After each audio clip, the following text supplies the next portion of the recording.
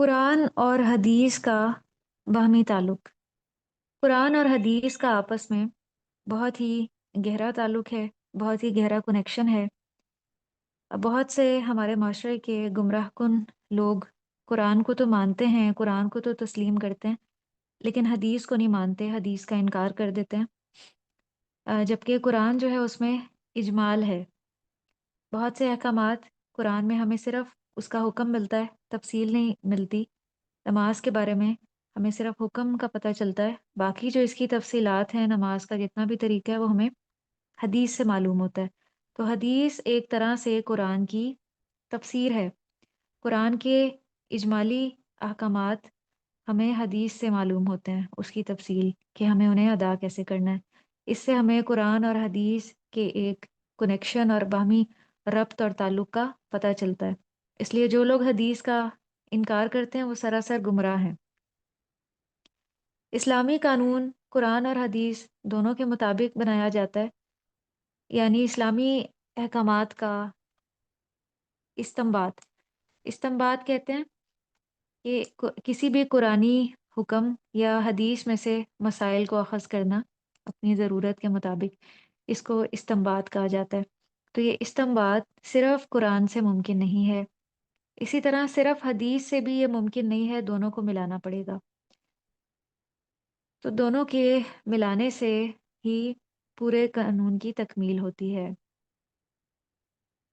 تو اس کی کچھ مزید تفصیلات ہیں، قرآن اور حدیث کے باہمی تعلق کی کچھ صورتیں ہیں۔ میں مختلف مثالوں کے ذریعے سے آپ کو سمجھانا چاہوں گی، آپ کی کتاب سے ہٹ کے۔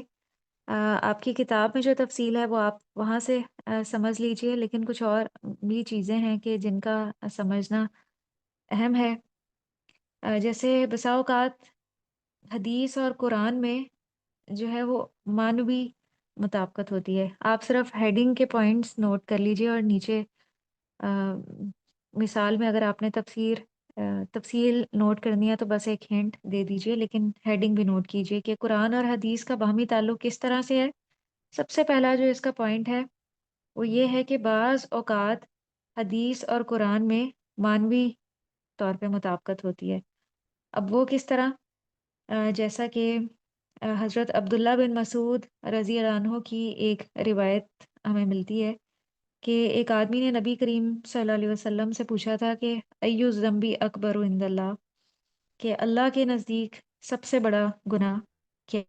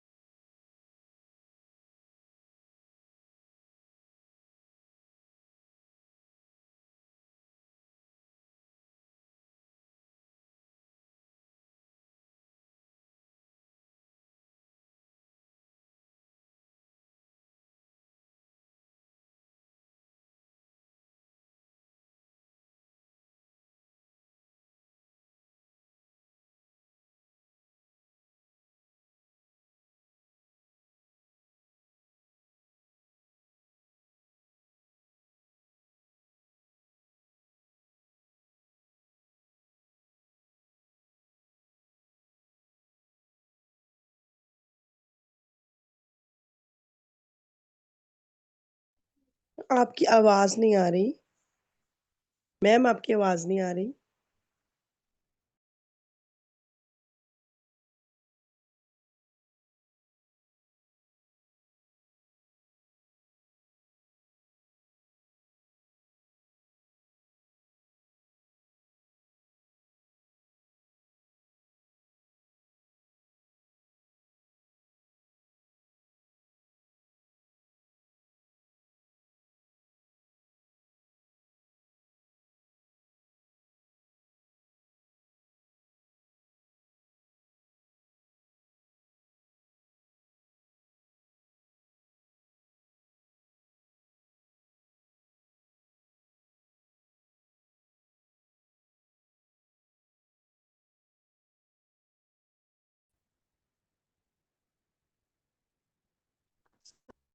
अस्सलाम वालेकुम।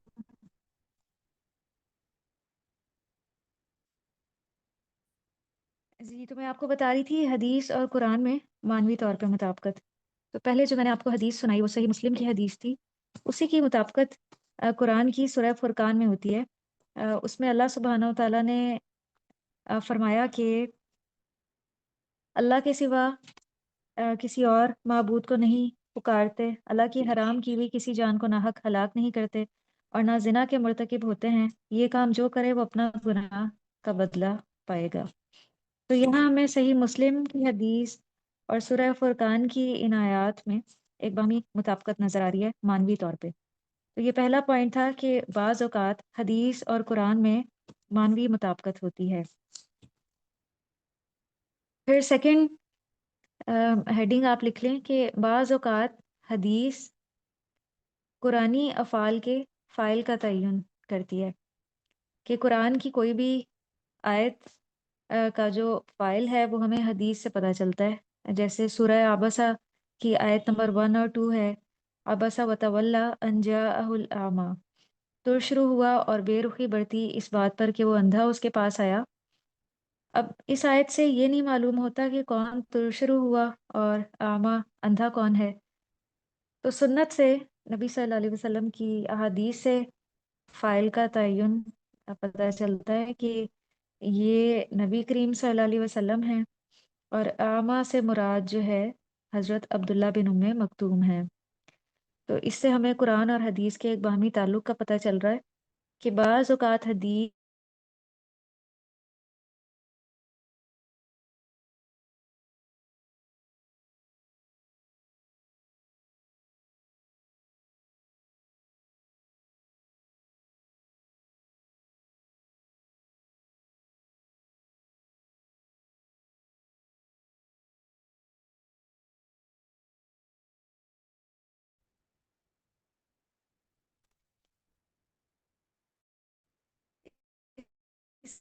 इस्तिस्ना कहते हैं एक्सेप्शन को। अल मायदा की आयत नंबर 3 में कि हुर्रिमत अलैकुमुल मैततु कि तुम पर हराम किया गया है मुर्दार, यानी हर मुर्दार जानवर हराम है। अब यहाँ से तो सूरह अल मायदा की आयत नंबर 3 से तो यही समझ में आ रहा है कि हर मुर्दार हराम है। लेकिन हदीस से मालूम होता है कि इस आम कायदे के 2 एक्सेप्शंस भी हैं।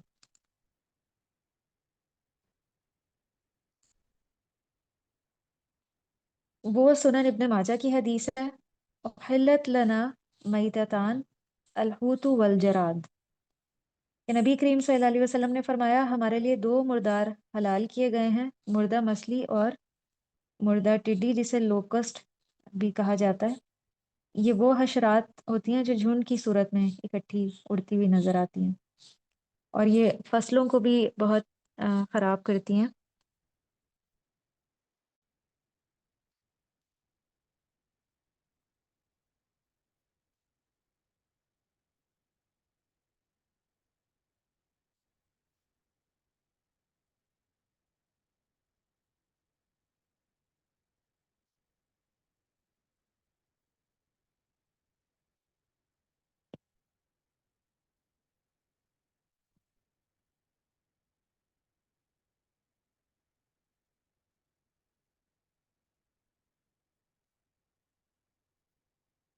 तो यहाँ पे ये मुराद हैं कि ये 2 एक्सेप्शंस हैं, हलाल हैं।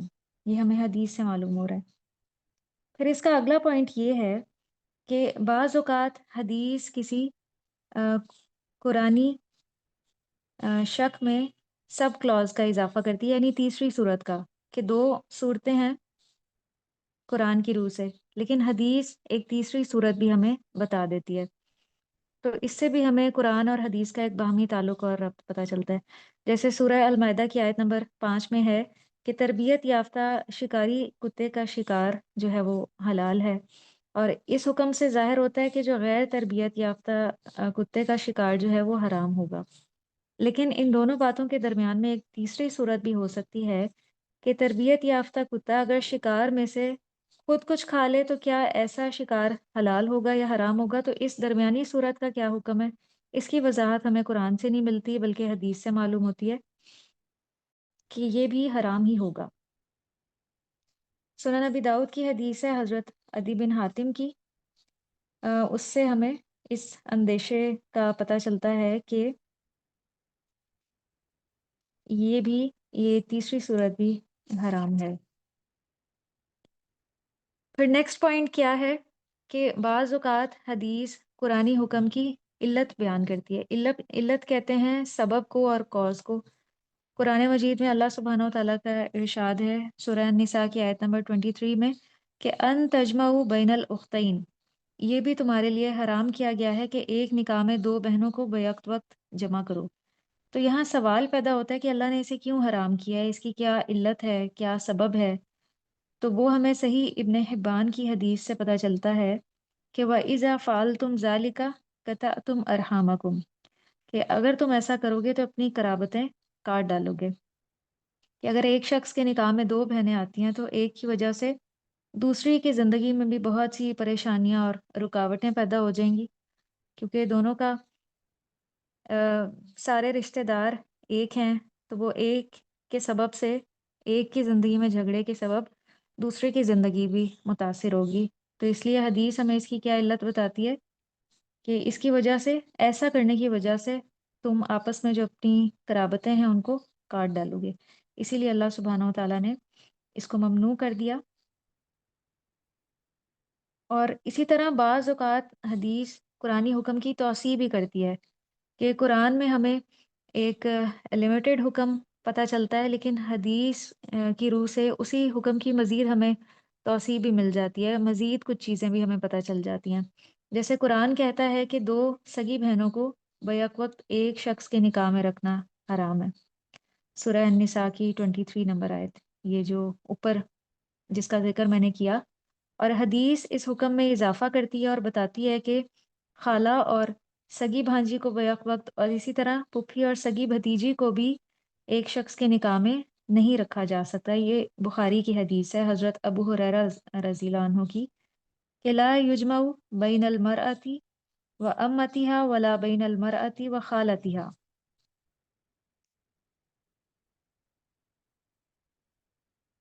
پھر نیکسٹ پوائنٹ جو قرآن اور حدیث کے باہمی تعلق کو ظاہر کرتا ہے وہ یہ ہے کہ بعض اوقات حدیث کسی قرآنی حکم کی علت یا سبب بیان کرتی ہے جیسے پیچھے گزرا، اور بعض اوقات علت کی مقدار کا بھی تعین کرتی ہے، جیسے قرآن میں سورہ المائدہ میں جہاں شراب کا ذکر ہے کہ انما الخمر، قرآن نے شراب کو جو ہے حرام ٹھہرایا ہے۔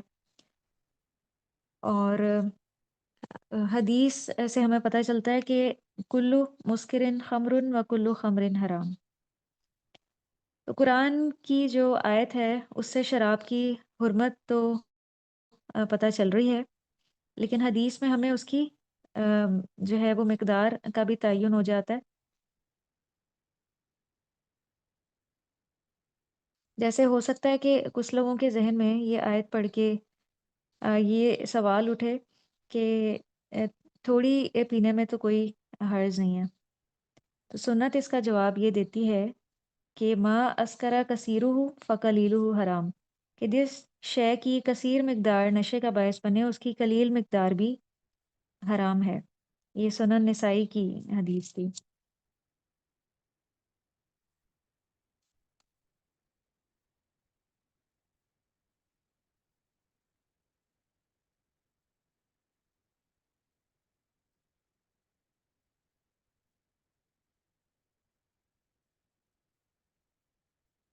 پھر اسی طرح بعض اوقات جو ہے وہ حدیث قرآنی حکم کا نصاب مقرر کرتی ہے، جیسے قرآن کہتا ہے وَالسَّارِقُ وَالسَّارِقَةُ فَاقْطَعُوا أَيْدِيَهُمَا، اور چور خواہ عورت ہو یا مرد دونوں کے ہاتھ کاٹ دو۔ تو بظاہر قرآن کے اس حکم سے معمولی چوری پر بھی ہاتھ کاٹا جا سکتا ہے، کیونکہ مزید وضاحت یہاں قرآن سے نہیں معلوم ہو رہی، صرف ایک حکم پتہ چل رہا ہے کہ چور خواہ عورت ہو یا مرد دونوں کے ہاتھ کاٹ دو، لیکن یہ بات درست نہیں ہے۔ حدیث نبوی صلی اللہ علیہ وسلم سے چوری کی سزا کا نصاب ہمیں پتہ چلتا ہے۔ صحیح مسلم کی حدیث ہے لا تقطع ید السارق الا فی ربع دینار فصاعدا، کہ رب دینار یہ اس سے زیادہ کی چوری پر ہاتھ کاٹا جائے گا۔ اور کس طرح سے کاٹا جائے گا یہ بھی ہمیں حدیث سے ہی پتہ چلتا ہے کہ کلائی سے کاٹا جائے گا، اور دوبارہ چوری کرنے پہ اس کا دوسرا ہاتھ نہیں کاٹا جائے گا، بلکہ جو اپوزٹ پاؤں ہے وہ کاٹا جائے گا، تاکہ وہ انسان بالکل مفلوج نہ ہو جائے۔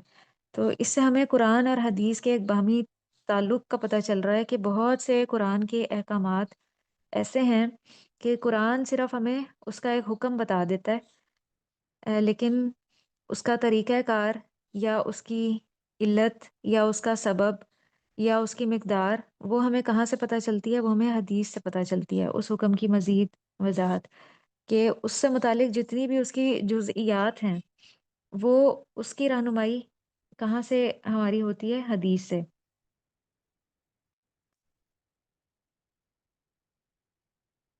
پھر اسی طرح حدیث قرآنی حکم کے فرض اور مستحب صورتوں کا تعین کہتی ہے۔ سورہ المائدہ کی آیت نمبر 6 ہے، اذا قمتم الی الصلاۃ فاغسلوا وجوہکم، جب تم نماز کے لیے اٹھو تو چاہیے کہ اپنے منہ کو دھو لو۔ تو قرآن کے اس حکم سے بظاہر یہ معلوم ہوتا ہے کہ ہر نماز کے لیے وضو فرض ہے، لیکن حدیث نبوی صلی اللہ علیہ وسلم بتاتی ہے کہ ہر نماز کے لیے وضو فرض نہیں ہے، صرف بے وضو کے لیے فرض ہے، اور با وضو آدمی اگر ہر نماز کے لیے تازہ وضو کرے گا تو یہ اس کے لیے باعث ثواب ہوگا، باعث اجر ہوگا، لیکن با وضو آدمی اگر دوبارہ وضو نہیں بھی کرتا اور وہ اسی وضو کے ساتھ کئی نمازیں ادا کر لیتا ہے تو درست ہے۔ جیسا کہ ہمیں عمر بن عامر انصاری رضی اللہ عنہ کی حدیث سے معلوم ہوتا ہے کہ نبی کریم صلی اللہ علیہ وسلم ہر نماز کے لیے وضو کرتے تھے، تو ان سے یہ سوال ہوا کہ کیا آپ سب بھی اسی طرح کرتے ہیں؟ تو انہوں نے فرمایا کہ نہیں، جب ہم بے وضو ہوتے ہیں اس وقت ہم نیا وضو کرتے ہیں، اور نبی کریم صلی اللہ علیہ وسلم بھی کبھی کبھار اسی وضو کے ساتھ نماز ادا کر لیا کرتے تھے۔ تو اگر کوئی مزید اجر و ثواب کمانا چاہتا ہے تو نیا وضو کرنا ہر نماز کے لیے، اس میں بہت اجر و ثواب ہے۔ حضرت بلال رضی اللہ عنہ بہت کثرت سے وضو کیا کرتے تھے اور با وضو رہنے کی کوشش کرتے تھے، اس کی بہت زیادہ فضیلت ہے۔ ایک بار نبی کریم صلی اللہ علیہ وسلم نے جنت میں اپنے سے پہلے حضرت بلال رضی اللہ عنہ کے قدموں کی آواز سنی، تو آپ نے پوچھا کہ بلال، ایسا کون سا عمل ہے کہ جس کی وجہ سے جنت میں اتنا بلند مرتبہ اور مقام ملا ہے؟ تو انہوں نے بتایا کہ مجھے اپنے ایک عمل سے یہ گمان ہوتا ہے کہ اسی کی بنا پہ ہے کہ میں جب بھی وضو کرتا ہوں تو تحیت الوضو 2 رکعت نفل ہیں وضو کرنے کے بعد، اور اس میں یہ نیت اور ارادہ شامل ہو جاتا ہے کہ وضو جو ہے وہ قائم رہے، تحیت الوضو وہ ادا کر لیتا ہوں، یا جتنی اللہ کو مطلوب ہو نفل نماز پڑھ لیتا ہوں، 2 4 یا 6۔ اس لیے باوضو رہنا بہت پسندیدہ ہے اور ہمیں کوشش کرنی چاہیے کہ ہم باوضو ہی رہیں، لیکن اگر کوئی نہیں بھی وضو کرتا نماز کے لیے تو درست ہے۔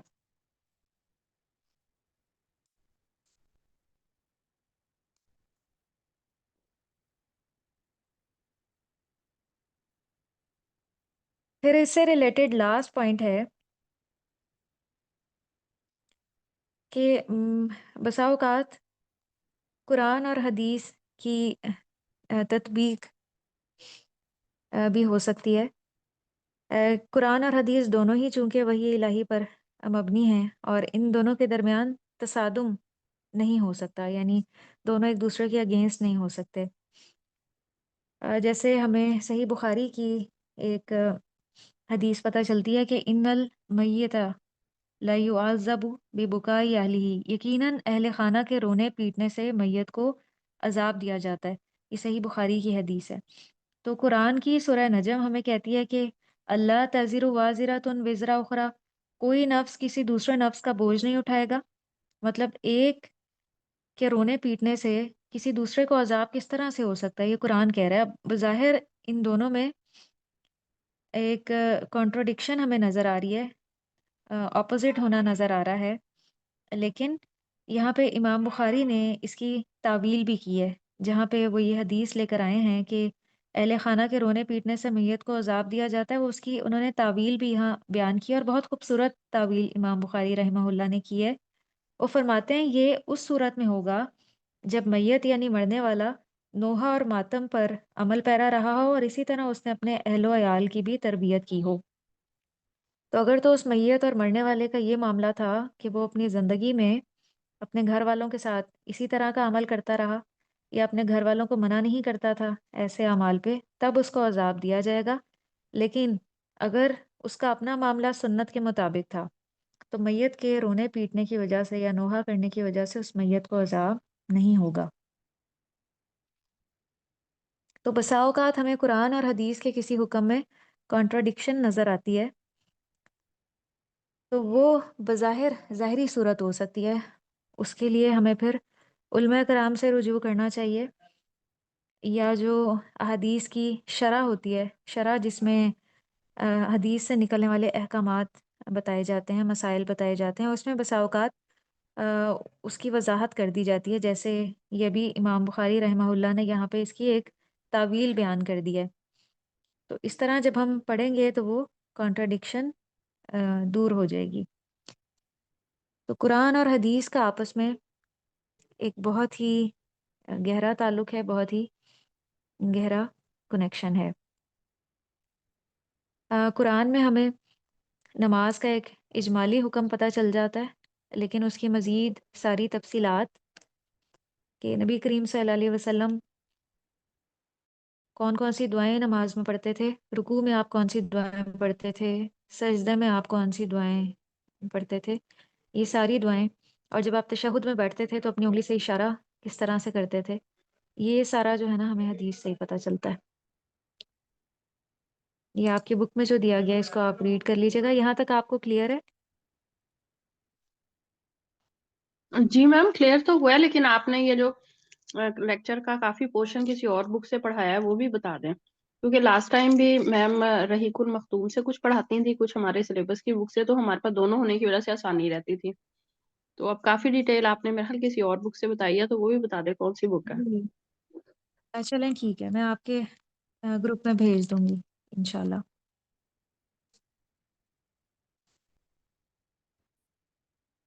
یہ اس کا سیکنڈ لیکچر ہے۔ یہاں پہ قرآن کی جو کل آیات بتائی گئی ہیں اور اس میں جو احکامات پر مبنی ہیں وہ 400 کے قریب ہیں تقریباً، اور احکام کی آیات سے مراد ہے جن سے کوئی فقہی حکم برآمد ہوتا ہو، جیسے نکاح سے متعلق، طلاق سے متعلق، تیمم، لین دین، کاروبار کے احکام۔ احادیث میں بھی ایک حصہ احکام کی احادیث پر مبنی ہے جن سے کوئی نہ کوئی مسئلہ برآمد ہوتا ہے، اسی سے یہ علم جنریٹ ہوا ہے جس کو فقہ الحدیث کہتے ہیں۔ احادیث سے فقہ یا احکام برآمد کرنا، استنباط کرنا، اس کے لیے استنباط کا ورڈ استعمال کیا جاتا ہے کہ ایک حدیث ہمارے سامنے ہے اور اس میں سے نماز سے متعلق، طلاق سے متعلق، نکاح یا اور کوئی بھی چیز ہے، کوئی حکم درآمد ہو رہا ہے، اور اس معاملے میں جو اہم نام ہمیں ملتے ہیں صحابہ کرام رضی اللہ عنہم کے، جو احادیث سے احکامات برآمد کر لیا کرتے تھے، ان میں حضرت ابو بکر صدیق رضی اللہ عنہ کا نام سب سے پہلے۔ وہ بہت بڑے فقیہ تھے اور احادیث سے مسائل اخذ کرنے والے، فقہا سے استنباط کرنے والے حضرت عبداللہ بن مسعود، حضرت عبداللہ بن عباس، ابو موسیٰ اشعری، حضرت عبداللہ بن زبیر رضی اللہ عنہم، حضرت عائشہ رضی اللہ عنہا، عبداللہ بن عمر رضی اللہ عنہ، عبداللہ بن عمر بن العاص رضی اللہ عنہ، تو ان کے نام ہمیں ملتے ہیں۔ پھر اس کے علاوہ تابعین اور تبع تابعین میں بھی کچھ نام ہمیں ملتے ہیں۔ تابعین میں دوسری صدی سے آغاز کیا گیا ہے۔ حضرت ابن شہاب زہری رحمہ اللہ، یہ سب سے پہلا نام ہے، اور اس کے ساتھ جو ڈیٹ لکھی گئی ہے 124 ہجری، یہ ان کی متوفہ ڈیٹ ہے، یعنی وفات کی تاریخ لکھی گئی ہے۔ پیدائش کی تاریخ اہم نہیں ہوتی، وفات کی تاریخ اہم ہوتی ہے، اس لیے جتنے بھی محدثین آئیں گے ان کے ساتھ جو بریکٹ میں ڈیٹ لکھی ہوئی ہوگی وہ ان کی وفات کی متوفہ ڈیٹ ہوگی۔ ابن شہاب زہری، ہم اردو میں شہاب کہتے ہیں لیکن یہ شہاب ہے، شین کی کسرہ کے ساتھ۔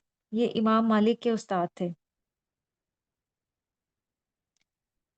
یہ 50 ہجری میں پیدا ہوئے تھے اور ان کی دینی خدمات بہت جانی بوجھی ہیں، اور ان کی حصول علم کی اگر ہم استعداد دیکھیں تو علمی کمالات کے اعتبار سے آپ کا کوئی معاصر یا ہم پایا نہ تھا، اور حصول علم کی جو آپ کی استعداد تھی وہ فطری تھی۔ ذہانت بھی آپ کو بچپن سے ہی ملی تھی، اور قوت حافظہ بھی بڑا بے نظیر آپ نے پایا تھا۔ ذہین ایسے تھے کہ کسی مسئلے کو دوبارہ سمجھنے کی ضرورت پیش نہ آتی، اور حافظہ بھی اتنا قوی تھا کہ ایک مرتبہ جو بات سن لیتے وہ ہمیشہ کے لیے ان کے لوہے دل پہ نقش کر جاتی تھی۔ اور اس کے علاوہ آپ کا ذوق و طلب کتنا تھا کہ اس ذہن اور حافظے کے ساتھ ان کا جو علم حاصل کرنے کا شوق تھا یا جستجو تھی وہ بھی بہت زیادہ تھی۔ ابو زناد بیان کرتے ہیں کہ ہم لوگ زہری کے ساتھ علماء کے گھروں کا چکر لگاتے، اور امام زہری کے ساتھ جو ہے وہ ان کی تختیاں ہوتی تھی جس پہ وہ سب کچھ سنتے جاتے اور اس کو لکھ لیتے تھے، اور علمی مجلسوں میں وہ سب سے پہلے جاتے تھے۔ اس سے ان کے علم کا شوق ظاہر ہوتا ہے، اور کسی انسان کے اندر بھی علم کا کتنا شوق ہے اس کا بخوبی اندازہ اس سے لگایا جاتا ہے کہ وہ علم کی مجلسوں میں کتنی پابندی سے، کتنی استقامت سے اور کتنے ٹائم پہ حاضر ہوتا ہے۔ تو یہ ایک کرائیٹیریا ہے کسی کے علمی ذوق و شوق کا۔ تو جتنا کسی کے اندر علم کے حصول کا شوق ہوتا ہے وہ اتنا ہی اس کے لیے منتظر ہوتا ہے، کمیٹڈ ہوتا ہے، ٹائم کی پابندی کرتا ہے۔ تو وہ علمی مجلسوں میں سب سے پہلے جاتے، اور وہ بلا امتیاز سب سے استفادہ کرتے تھے، اور ان مجلسوں سے نکلنے کے بعد بھی وہ مدینہ کی گلیوں میں بچوں سے اور بوڑھوں تک سے استفادہ کرتے تھے۔ سعد بن ابراہیم کا بیان ہے، یہ بھی تابعین میں سے ہیں، کہ میں نے اپنے والد سے پوچھا کہ امام زہری علم میں آپ لوگوں پر کیسے فائق ہو گئے، یعنی آپ سے کیسے بڑھ گئے، تو انہوں نے جواب دیا کہ وہ علمی مجالس میں سب سے پہلے آتے تھے۔ تو یہ ان کی ایک بہت بڑی کوالٹی تھی۔ یہ دوسری صدی کے تابعین میں سے ہیں۔ اور تابعی کس کو کہا جاتا ہے؟ آپ میں سے کوئی تابعی کو ڈیفائن کریں۔ تابعی، میم جو صحابہ کرام کی تربیت میں رہے ہو۔ ہاں جی، جنہوں نے صحابہ کرام سے علم سیکھا ہو ڈائریکٹلی۔ اچھا، بہت سے ایسے بھی ہیں کہ جنہوں نے نبی کریم صلی اللہ علیہ وسلم کا زمانہ پایا اور ایمان بھی لے کر آئے، لیکن وہ صحابہ کرام میں شمار نہیں ہوئے کیونکہ وہ نبی کریم صلی اللہ علیہ وسلم کو دیکھ نہیں پائے۔ تو ان کا شمار بھی پھر تابعین میں ہوتا ہے تو وہ گنتی کے ہی کچھ، لیکن کچھ ایسے تابعین بھی ہیں جو نبی کریم صلی اللہ علیہ وسلم کے ہی زمانے میں تھے لیکن آپ کو نہ دیکھنے کی وجہ سے ان کا شمار تابعین میں ہوا۔ پھر اس کے بعد ہیں امام احمد بن حنبل، 241 ہجری ان کی متوفہ ڈیٹ ہے، اور امام احمد بن حنبل کی بھی پوری زندگی سنت رسول ہی کے مطابق تھی۔ ان کی جو کتاب ہے، ان کی تصنیف ہے، اس کا نام مسند احمد ہے، اور وہ در حقیقت امام فی الحدیث، امام فی الفقہ، امام فی القرآن، امام فی الزہد اور امام فی السنہ کے اعلیٰ مقام اور مرتبے پہ فائز تھے۔ ان کے استاذ میں جو بہت مشہور ہیں ان میں یحییٰ بن معین کا نام آتا ہے، عبد الرزاق کا نام آتا ہے، سفیان بن عیینہ بھی ان کے استاذ میں سے ہیں، اور امام احمد بن حنبل اپنے عہد کے سب سے بڑے عالم حدیث اور مجتہد تھے۔ مجتہد کہا جاتا ہے جو قرآن اور حدیث میں سے مسائل کو اخذ کر کے اجتہاد کرے، مسائل اس میں سے برآمد کرے، اور سنت نبوی سے عملی اور علمی دونوں طرح کا لگاؤ تھا، اسی لیے انہیں امت کی طرف سے اہل سنت والجماعہ کا لقب ملا ہے۔ ان کے اندر جو ہے وہ جذبہ جہاد بہت زیادہ تھا، کیونکہ ان کے والد فوج کے ایک سپاہی تھے جو جوانی میں ہی انتقال کر گئے تھے، اور اس وقت ان کی عمر جو ہے وہ 2 برس تھی، اور ان کی والدہ نے ہی ان کی تعلیم و تربیت کی ذمہ داری اٹھائی، اور ابتدائی تعلیم انہوں نے اسی سبب سے بغداد میں ہی حاصل کی۔ امام احمد جو ہیں وہ امام شافعی کے بھی شاگرد تھے، اور آپ کا شمار اپنے زمانے کے مشہور علماء حدیث میں ہوتا تھا، اور ان کی جو کتاب ہے اس کا نام مسند احمد ہے، ہم سب اس سے واقف ہیں، اور اس میں تقریباً 40,000 احادیث شامل ہیں، اور بغیر تکرار کے 28,000۔ تکرار کہتے ہیں ریپیٹیشن کو، کہ اگر ریپیٹیشن دیکھی جائے تو پھر 40,000 بنتی ہیں۔ بسا اوقات حدیث ایک ہی ہوتی ہے، تو وہ تکرار کس وجہ سے ہوتی ہے کہ اس کی سندیں مختلف ہوتی ہیں، کہ ایک سند میں ایک راوی ہوتا ہے، اور دوسری سند میں راوی تبدیل ہو جاتا ہے، جس کی وجہ سے وہ ایک نئی حدیث شمار ہوتی ہے۔ اور ان کا حافظہ جو ہے وہ بھی بہت غیر معمولی تھا، بہت ہی کم عمر میں، 7 سال سے بھی کم عمر میں انہوں نے قرآن حفظ کر لیا تھا۔ اور ان کو احادیث جو ہیں وہ زبانی بھی یاد تھیں، لیکن احادیث کو روایت کرنے کے معاملے میں اس قدر یہ احتیاط سے کام لیتے تھے کہ زبانی روایت نہیں کرتے تھے، بلکہ یہ جو اپنی لکھی ہوئی کتاب تھی وہاں سے احادیث کو بیان کیا کرتے تھے۔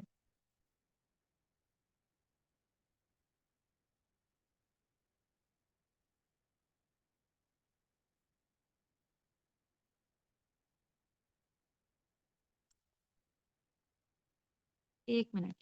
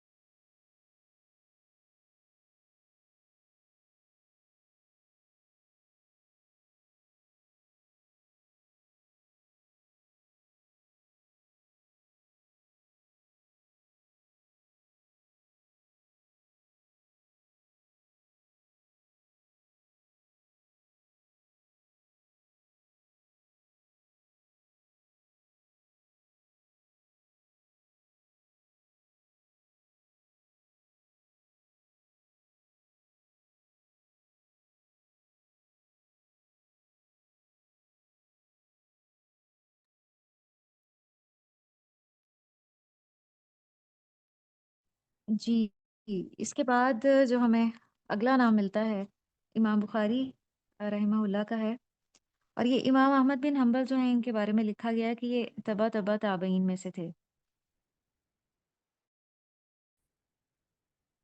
تبع تابعین وہ ہوتے ہیں کہ جنہوں نے تابعین کی صحبت اختیار کی، ان سے علم سیکھا، اور تبع تابعین وہ ہوتے ہیں جو تبع تابعین کی صحبت میں رہے اور ان سے علم سیکھا۔ امام بخاری سے آپ سب واقف ہیں، متوفہ 256 ہجری۔ حضرت امام محمد بن اسماعیل بن ابراہیم بخاری ان کا نام تھا، اور یہ جمعے کے روز پیدا ہوئے تھے، اور آپ نے بھی بے مثال حافظہ پایا تھا، 10 سال کی عمر سے پہلے ہی حدیثیں یاد کرنی شروع کر دی تھی۔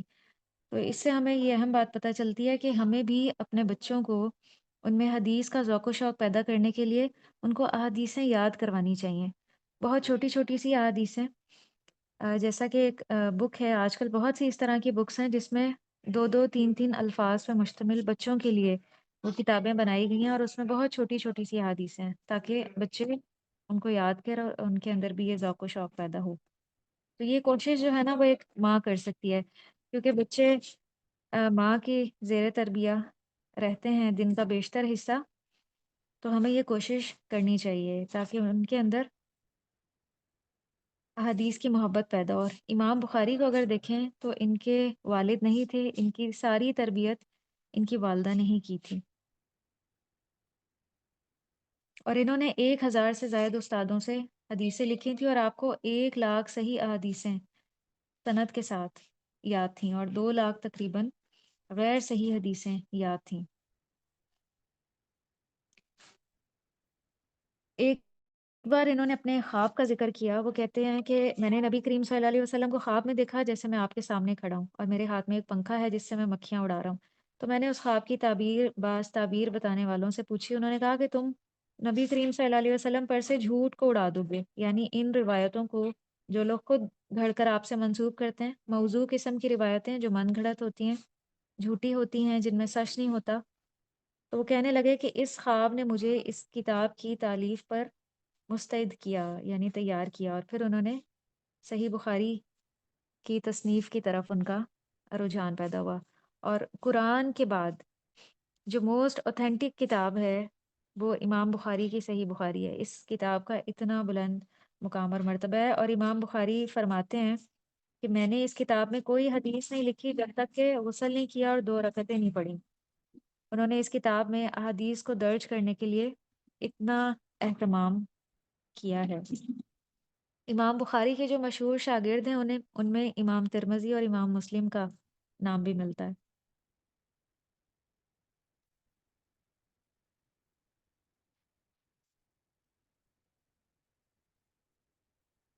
صحیح بخاری کتاب کا جو پورا نام ہے وہ ہے الجامع المسند الصحیح من امور رسول اللہ صلی اللہ علیہ وسلم و سننہ و ایامہ۔ صحیح بخاری کے بارے میں تمام محدثین اور علماء کا اتفاق ہے کہ قرآن کے بعد یہ صحیح ترین کتاب ہے۔ اصح الکتب بعد کتاب اللہ صحیح البخاری، اور یہ انہوں نے تقریباً 16 سال کے عرصے میں مکمل کی، اور ہر حدیث کو استخارہ کرنے اور 2 رکعت نماز پڑھنے کے بعد اپنی کتاب میں درج کیا ہے۔ سبحان اللہ، اتنا اہتمام کیا ہے۔ تو جس انسان کی نیت بھی اللہ سبحانہ و تعالیٰ کے لیے خالص ہوتی ہے نا، تو اللہ تعالیٰ اس کے کام کو باقی رکھتے ہیں، اس کے کام میں ایک برکت آ جاتی ہے۔ اور جس انسان کا کام یا اس کی نیت اللہ کے لیے خالص نہ ہو تو ایسے کام سے برکت اٹھا لی جاتی ہے، وہ باقی نہیں رہتا۔ تو ہم بے شک دین کا چھوٹا سا ہی کوئی کام کریں، چھوٹی سی ہی کوئی خدمت ہو جسے کوئی بھی نہ جانتا ہو سوائے ہمارے رب کے، لیکن اس میں ہم اپنی نیت اللہ کے لیے خالص رکھیں کہ میرا یہ جو کام ہے اس کے پیچھے اللہ سبحانہ و تعالیٰ کی رضامندی ہے، کہ اللہ تعالیٰ مجھ سے راضی ہو جائیں، اللہ کے دین کا فائدہ ہو، زیادہ سے زیادہ لوگ اس سے مستفید ہوں۔ تو ایسے کام میں پھر کیا ہے، ایک اللہ کی مدد شامل ہو جاتی ہے، اور جس کام میں اللہ کی مدد شامل ہو جائے، امام بخاری دیکھیں اس کتاب کو قیامت تک کے لیے ایک ماڈل کا سمبل مل گیا ہے کہ ایسی کتاب جو جاری و ساری رہے گی، جو موسٹ اوتھینٹک ہے۔ حالانکہ امام بخاری کی زندگی میں ان کی جو کتاب ہے انہوں نے اس کا یہ مقام اور مرتبہ نہیں دیکھا تھا کہ اس کو اتنا پسند کیا گیا ہے۔ تو یہ تو ان کے اس دنیا سے جانے کے بعد سب ہوا، وہ تو انہوں نے جو کام کرنا تھا وہ اس کو کر گئے، اور اللہ سبحانہ و تعالیٰ کی توفیق سے پھر اس کتاب کو اتنی مقبولیت حاصل ہوئی۔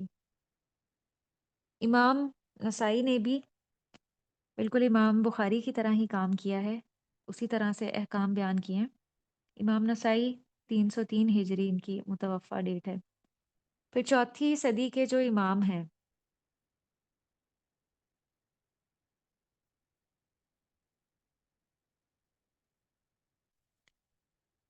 اس میں ہمیں کون کون سے نام ملتے ہیں؟ سب سے پہلے ہے امام بیہقی۔ اگر آپ چاہیں تو اپنی کتاب پہ اس کے اعراب بھی لگا سکتے ہیں کہ اس کو پروناؤنس کیسے کریں گے۔ بیہقی اس کو کہا جاتا ہے۔ ان کی کتاب ہے مشہور کتاب سنن الکبریٰ بیہقی۔ یہ بہت بڑے امام، فقیہ اور حدیث کے حافظ ہیں۔ انہوں نے اپنی محنت اور کاوش سے دیگر علوم میں بھی مہارت پیدا کی۔ کتابت اور حفظ حدیث بچپن سے ہی شروع کیا، بچپن سے ہی انہیں اس کا شوق تھا، اور پھر تفقہ فی الدین کی منازل طے کرتے ہوئے انہوں نے مزید اس میں نکھار پیدا کیا اور اصول دین میں مہارت حاصل کی۔ ہمارے جتنے بھی ماشاءاللہ سلف صالحین گزرے ہیں جن کا ذکر ابھی ہو رہا ہے، ان کا ایک خصوصی امتیاز تھا، یعنی ایک ان کی کوالٹی ایسی تھی جو کامن تھی، وہ یہ تھی کہ جس قدر ان کے پاس علم بڑھتا تھا نا، اسی قدر ان کی زندگی عمل صالح بھی ہوتی جاتی تھی، عمل صالح سے بھی معمور ہوتی جاتی تھی۔ یعنی ان کا جو علم تھا اس علم نے انہیں بعمل بنا دیا تھا، اور اس کی حقیقی تصویر جو ہے ان کی شخصیتوں میں نظر آتی ہوتی تھی۔ اسی طرح امام بیہقی بھی تھے۔ آپ کا جو طرز زندگی تھا، آپ بڑے زاہد تھے، انتہائی قانے تھے، جو کچھ بھی آپ کو میسر تھا آپ اس پہ قناعت کیے ہوئے تھے، بہت بڑے متقی اور پارسا شخص تھے، اور آپ کی ان اوصاف کی گواہی جو ہے نا وہ اہل تاریخ نے بھی دی ہے، کتابوں میں بھی آپ کے یہ اوصاف موجود ہیں۔ ان کے بارے میں ابن عساکر رحمہ اللہ فرماتے ہیں کہ امام بیہقی جو ہیں وہ انتہائی تھوڑے پر بھی قناعت فرمانے والے تھے اور زہد کے اعلیٰ اوصاف سے مزین تھے۔ پھر اس کے بعد جو دوسرا نام چوتھی صدی کے اماموں کا لکھا ہوا ہے وہ ہے دارقطنی، 385 ہجری ان کی متوفہ ڈیٹ ہے۔ یہ بھی ایک مشہور محدث، عالم دین اور فقیہ تھے، بغداد میں پیدا ہوئے، اور علوم حدیث کے ساتھ ساتھ انہوں نے نحو میں، ادب میں، تفسیر، قرات اور فقہ میں بھی مکمل مہارت حاصل کی تھی۔ امام حاکم نے ان کے بارے میں کہا ہے کہ انہوں نے ان جیسا کوئی آدمی نہیں دیکھا، اور امام ذہبی نے بھی ان کی تعریف کی ہے۔ پھر اس کے بعد امام ابن حبان ہے رحمہ اللہ۔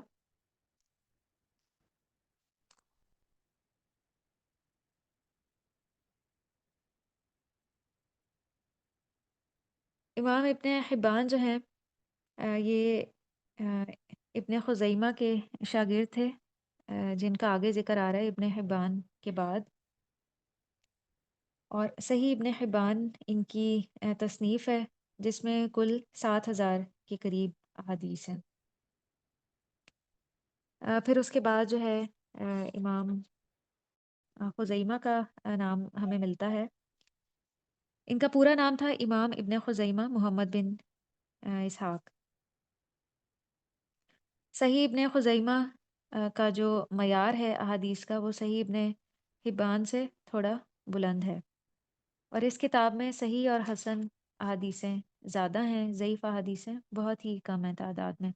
صحیح اور حسن جو ہیں ان احادیث کا درجہ ایک ہی ہوتا ہے، یعنی حسن حدیث بھی صحیح کے درجے پر ہی ہوتی ہے، اور ضعیف حدیث وہ ہوتی ہے جو قابل قبول نہیں ہے، قابل حجت نہیں ہے، جو مسترد ہے، ریجیکٹڈ ہے۔ اسی طرح موضوع حدیث بھی، موضوع حدیث ہوتی ہیں جو خود سے گھڑی ہوئی ہوتی ہیں، خود سے بنا کے ایک خوبصورت سی حدیث بنائی اور اس کو نبی کریم صلی اللہ علیہ وسلم سے منسوب کر دیا کہ نبی کریم صلی اللہ علیہ وسلم نے ایسا اور ایسا فرمایا ہے، تو چاہے میجورٹی لوگ اس کو فالو کر رہے ہوں، لیکن چونکہ وہ آپ کا حکم نہیں ہے، آپ کا کال نہیں ہے، تو ایسا ہر کال اور فعل ریجیکٹڈ ہے جو نبی کریم صلی اللہ علیہ وسلم نے نہیں فرمایا، چاہے اکثریت اس کو فالو کر رہی ہو، پھر وہ ہمارے لیے بھی قابل حجت نہیں ہونا چاہیے۔ ہم نے صرف صحیح اور حسن احادیث کو ہی لینا ہے اور اسی پر ہی عمل کرنا ہے۔ پھر اس کے بعد جو اگلا نام ہے امام طبرانی کا ہے، یہ بھی ایک مشہور محدث تھے جن کا پورا نام ابو القاسم سلیمان بن احمد بن ایوب طبرانی تھا۔ انہوں نے علم حدیث کے حصول کے لیے عرب اور اسلامی دنیا کے کئی علاقوں کا سفر کیا، اور امام طحاوی سمیت کئی بڑے محدثین سے علم حاصل کیا۔ اگر ہم آپ کو علمی سفر دیکھیں تو انہوں نے حجاز، عراق، کوفہ، بصرہ، بغداد، یمن، شام، مصر جیسے علاقوں کا سفر کیا۔ آج اگر ہم اپنے آپ کو دیکھیں تو ہمیں علم کے حصول کے لیے اگر اپنے علاقے میں ہی کسی جگہ جانا پڑے، ہمیں پتہ چلے کہ کسی اور شہر سے کوئی بہت بڑے عالم آ رہے ہیں، اور ہمیں اپنے گھر سے ہی نکلنا پڑے تو ہمیں اپنے گھر سے نکلنا ہی مشکل لگتا ہے۔ تو یہ دیکھیں، یہ لوگ ہمارے محدثین اپنی علم کی طلب میں کتنے خالص تھے کہ انہوں نے پھر حقیقی اس کے لیے جستجو کر کے دکھائی کہ طویل سفر بھی رکاوٹ نہیں بنتا تھا۔ کئی بار ان کا زیادہ راہ ختم ہو جاتا تھا راستے میں، جو سامان وہ لے کے نکلتے تھے تب سفر اس طرح نہیں تھے جیسے آج کل ہیں۔ آج کل تو بہت آسان ہے، راستے میں جو چیز ہم چاہیں اس کو لے سکتے ہیں اپنی ضرورت کی، لیکن تب بسا اوقات پاؤں میں جوتی بھی ٹوٹ جاتی تھی اور بہت طویل اور مشقت والا سفر ہوتا تھا، اور کئی بار محدثین صرف ایک حدیث کو سننے کے لیے دور دراز کا سفر کیا کرتے تھے، 1,000 میل کا۔ ایک بار امام بخاری رحمہ اللہ نے ایک حدیث سنی اور ان کو پتہ چلا کہ یہ حدیث فلاں شیخ بیان کرتے ہیں، تو انہوں نے چونکہ جس سے حدیث سنی تھی انہوں نے اپنی کتاب میں لکھا ہوا تھا، تو انہوں نے کہا کہ میں خود اس حدیث کا سماع یعنی سننا چاہتا ہوں اس شیخ سے، تو کئی ہزار میل کا سفر کر کے وہ اس جگہ پہ پہنچے اور خود جا کے ان شیخ سے وہ حدیث سنی۔ اور ان کو جا کے انہوں نے بتایا کہ میں نے آپ کی نسبت سے یہ حدیث سنی ہے، تو کیا آپ نے یہ فرمائی ہے؟ انہوں نے کہا جی بالکل میں نے یہ فرمائی ہے۔ تو وہ اس طرح سے نبی کریم صلی اللہ علیہ وسلم کی حدیث کے الفاظ کو کنفرم کیا کرتے تھے جا کے، کہ کہیں ایسا نہ ہو کہ ہم تک جو یہ بات پہنچ رہی ہے اس میں کچھ اضافہ کر دیا گیا ہو یا کوئی کمی کر دی گئی ہو، تو وہ اس بات کو ترجیح دیتے تھے کہ وہ خود سما کریں۔ امام بخاری کا جو ایک کرائٹیریا تھا اپنی کتاب میں حدیث کو درج کرنے کا، تو وہ یہ بھی تھا کہ وہ اس حدیث کو اپنی کتاب میں درج کرتے تھے جس میں جتنے راوی ہیں بیان کرنے والے، وہ سماعت کی صراحت کریں، یعنی وہ یہ کنفرم کر دیں کہ انہوں نے جس شیخ سے یہ حدیث روایت کی ہے انہوں نے ڈائریکٹلی اس سے سنی ہے، کسی اور کے توسل سے نہیں سنی بلکہ ڈائریکٹلی خود سنی ہے، تو وہ ایسی حدیث کو اپنی صحیح بخاری میں درج کیا کرتے تھے۔ ان کا کرائٹیریا اتنا سخت ہے، اور اسی وجہ سے پھر صحیح بخاری میں کیا ہے، جتنی بھی احادیث ہیں ساری صحیح درجے کی ہیں، کوئی اس میں ضعیف درجے کی حدیث نہیں ہے، ان کے اتنے سخت کرائٹیریے کی وجہ سے۔ تو انہوں نے علمی سفر کے لیے دور دراز کے علاقوں کو وزٹ کیا۔ ان کی جو مشہور تصنیف ہے وہ ہے معجم الکبیر طبرانی، معجم الاوسط طبرانی اور معجم الصغیر طبرانی، اور ان کو بہت سے القابات بھی ملے ہیں۔ ان کو امام، حافظ، ثقہ، محدث الاسلام کہا جاتا ہے۔ پھر اگلا نام ہے امام حاکم کا۔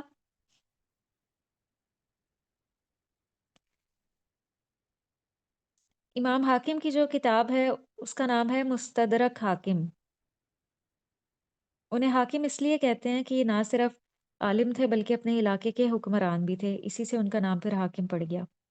اور ان کی یہ جو کتاب ہے مستدرک حاکم، اس میں تقریباً 4000 احادیث ہیں، لیکن اگر تکرار کو بھی شامل کریں تو پھر 7275 احادیث ہیں۔ ان کی یہ جو کتاب ہے مستدرک حاکم، اس کا درجہ صحیح ابن خزیمہ اور صحیح ابن حبان کے بعد آتا ہے۔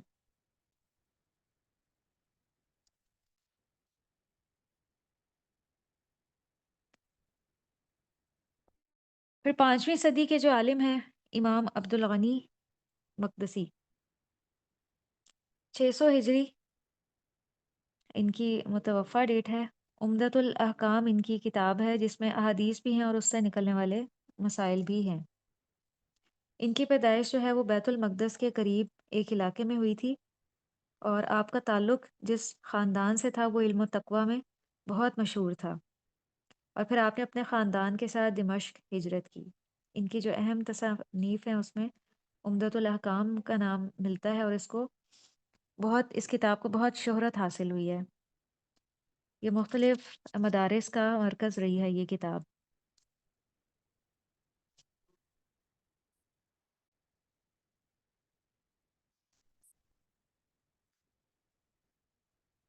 پھر اس کے بعد 6 صدی کے جو عالم ہیں شیخ عبدالسلام بن ابن تیمیہ مجد الدین، 653 ہجری ان کی متوفہ ڈیٹ ہے، اور یہ شیخ الاسلام امام تیمیہ کے دادا ہیں۔ ان کی جو کتاب ہے المنتقى فی اخبار المصطفیٰ، یہ سنت پہ مبنی ہے، یعنی نبی کریم صلی اللہ علیہ وسلم کی سیرہ پہ مبنی ہے، کتاب ہے، سیرہ کی کتاب ہے، اور اس کتاب کو بھی بڑی مقبولیت حاصل ہوئی ہے۔ اور 9ویں صدی کے جو عالم ہیں امام ابن حجر اسقلانی، 852 ہجری، 9ویں صدی کے عالم ہیں، اور ہماری یہ جو کتاب ہے یعنی جو مذکرہ ہے اس میں جتنی بھی احادیث ہیں کل 30 کے قریب، وہ اسی کتاب بلوغ المرام من ادلت الاحکام اس کتاب سے لی گئی ہیں۔ تو ان مصنف کا تعارف انشاءاللہ ہم اگلے سیشن میں کریں گے۔ بلوغ المرام من ادلت الاحکام میں تقریباً 1600 کے قریب احادیث ہیں، اور اس میں سے کچھ منتخب ہمارے اس مذکرے میں شامل ہے، اور اس میں ساری احادیث جو ہیں وہ صحیح بخاری اور صحیح مسلم کی ہیں۔ تو امام ابن حجر اسقلانی نے تقریباً 79 سال عمر پائی، اور ان کی 100 سے بھی زیادہ تصانیف ہیں، اور بہت ہی عمدہ۔ انہوں نے اس عمر میں بہت ہی بابرکت کام کیے ہیں جن سے آج امت مسلمہ استفادہ کر رہی ہے۔ تو ان کا تعارف جو ہے وہ ہم اگلے سیشن میں پڑھیں گے۔ تو اس میں سے اس مذکرے میں سے آپ کو جو کچھ بھی پڑھایا جائے بس آپ اس کو ہائی لائٹ کر لیں، اور جو نہ پڑھایا جائے اسے اسکپ کر دیں۔ پیپر کی تیاری کے حوالے سے بات کر رہی ہوں کہ وہی کچھ آئے گا جو آپ نے پڑھا ہوا ہوگا۔ جو چیزیں نہیں پڑھیں، جن کا آپ کو تعارف نہیں دیا گیا، اس میں سے آئے گا بھی نہیں۔ اگر کوئی سوال ہے تو آپ پوچھ لیں۔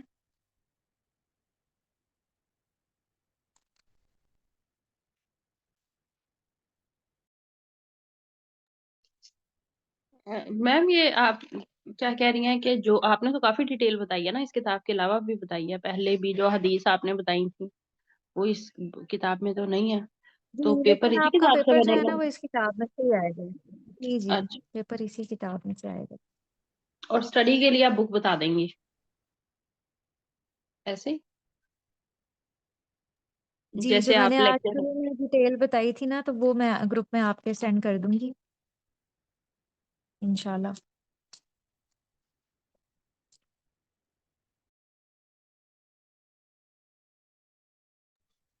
میں نے ہینڈ ریز کیا تھا کہ امام احمد بن حنبل پہ نا ایک مووی بھی بہت اچھی بنی ہوئی ہے، اس پہ ان کی پرسنالٹی بہت اچھی دکھائی ہوئی ہے، اور اچھا، ویسے بھی اچھی مووی ہے، بہت اچھی مووی ہے، میں اس کا بھی لنک آپ کو شیئر کروں چلے گی۔ آپ اس کا لنک آپ شیئر کیجیے گا۔ ان کی والدہ کے متعلق بھی اور ان کے متعلق بھی، ان کی پرسنالٹی کو، بلکہ میرا خیال وہ عام طور پہ شاید ان کے بارے میں مجھے اتنی نالج نہ ہوتی، وہ مووی دیکھنے کی وجہ سے ان کا تعارف کافی زیادہ ہو گیا۔ اچھا، ماشاء اللہ، تبارک اللہ، آپ اس کا لنک شیئر کیجیے گا۔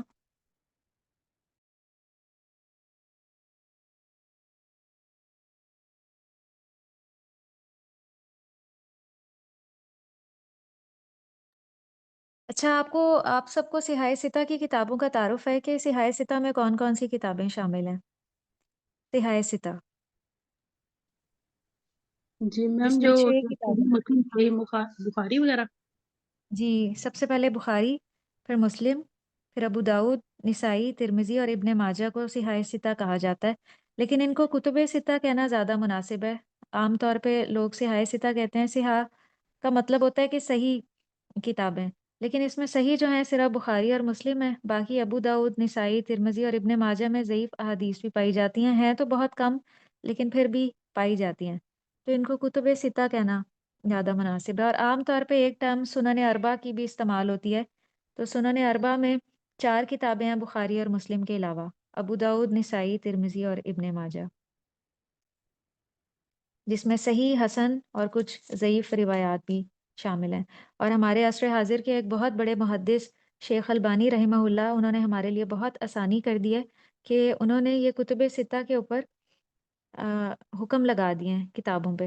اگر ہم کچھ اپلیکیشنز بھی کھولیں، جیسے شاملہ اردو ہے، میں اس کا لنک آپ کے گروپ میں شیئر کروں گی، وہ آپ کے موبائل میں ضرور ہونی چاہیے، تاکہ اگر ہم سنن ابی داؤد کی کوئی کسی حدیث کا حکم معلوم کرنا چاہتے ہیں کہ اس کا حکم کیا ہے، صحیح ہے یا ضعیف ہے، تو ہم آسانی سے اس کا حکم معلوم کر سکیں۔ جس طرح کا فتنوں کا دور جا رہا ہے، اس بات کی نہایت شدید ضرورت ہے کہ ہم اپنے اندر یہ صلاحیت پیدا کریں کہ اگر نبی کریم صلی اللہ علیہ وسلم کی کوئی حدیث ہمارے سامنے آئے تو ہم اس کا حکم معلوم کر سکیں کہ آیا یہ حدیث قابل عمل ہے بھی یا نہیں، پھر ہم اس کو آگے پھیلائیں، پھر ہم اس کو آگے فارورڈ کریں، کیونکہ ہمارا ایک جو فارورڈ ہے وہ ہماری بات کو دنیا کے دوسرے کونے میں پہنچا دے گا، اور اس کا کوئی ریورس نہیں ہے، تو اس لیے اس کو فارورڈ کرنے سے پہلے ہم نے اس پہ تحقیق کرنی ہے، اور تحقیق تبھی کریں گے جب ہمارے اپنے اندر بھی کچھ نہ کچھ صلاحیت ہوگی، تو وہ صلاحیت ہم نے پیدا کرنی ہے انشاءاللہ۔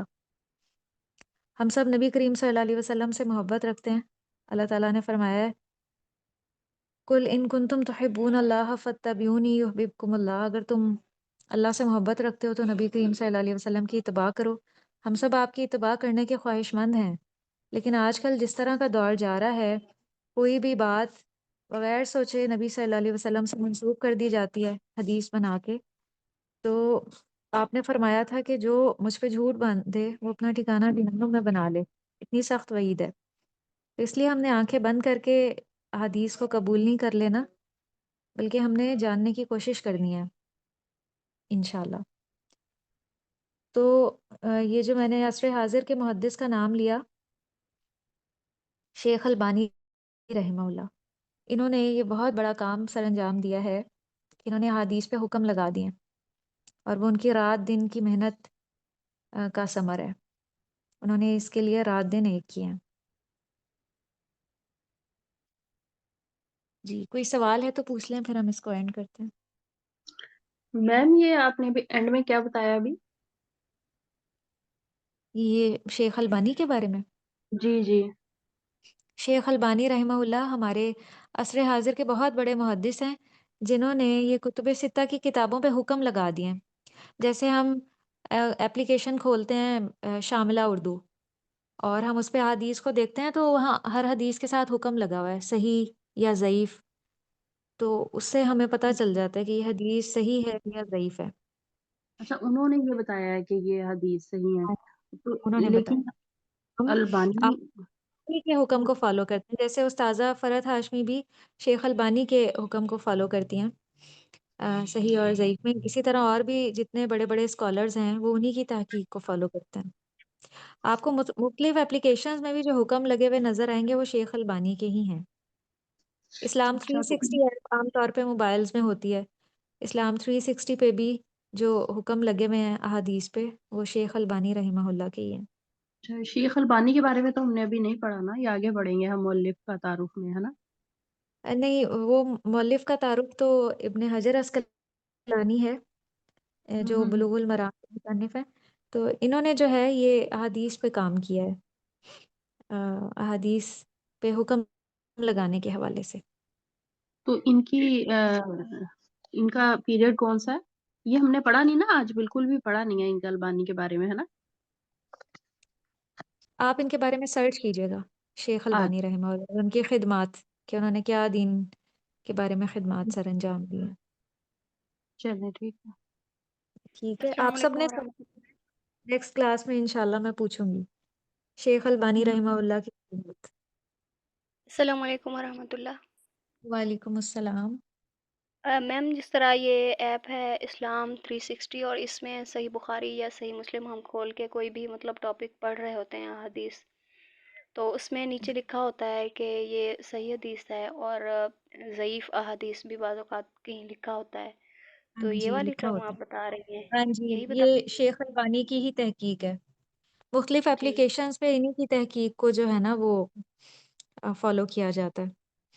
اور میم بکس وغیرہ میں بھی ہوگا اس طرح، جس طرح صحیح مسلم یا ابو داؤد یا یہ کتابیں ہیں؟ بالکل بالکل، ان کی اصل میں تو کتابیں ہی ہیں شیخ البانی کی، جیسے ان جی کی سنن ابی داؤد کی صحیح الام کے نام سے، اور سنن ابی داؤد کی ضعیف کے نام سے کتابیں موجود ہیں، جس پہ انہوں نے تمام احادیث پہ حکم لگائے ہوئے ہیں۔ اسی کو دیکھتے ہوئے پھر مختلف اپلیکیشنز بھی اپنے جی کام کو جی فروغ دینے کے لیے جی، دین ہمیں ساری بکس اویلیبل نہیں ہوتی، پھر موبائل پر دیکھ لیتے ہیں نا، تو اس میں بھی پھر میں نے آپ دیکھا دیکھیں ہے۔ آج ہم سہولتوں کے اتنے زیادہ عادی ہو گئے ہیں کہ اگر ہمیں کہا جائے کہ فلاں لائبریری میں جا کے ہم حدیث کا ایک حکم معلوم کر لیں تو ہم کہیں گے اچھا چلیں رہنے ہی دیں۔ تو آج جی ہم جی، جو ہے نا ایک بہت چیز زیادہ ہاتھ میں سہولیات ہمارے اور موجود ہے، آسانی تو کے عادی اس ہو کو گئے ہی ہیں۔ ہم کہتے ہیں کہ جلدی سے ہم دیکھ لیں، سرچ کریں، تو بالکل، تو لکھا ہوا اس لیے بہتر ہماری ہے۔ آسانی کے لیے ہی مختلف اپلیکیشنز بنا دی گئی ہیں، جس میں یہ دو نام میں نے آپ کو بتائے ہیں، ایک مکتبہ شاملہ اور ایک اسلام 360۔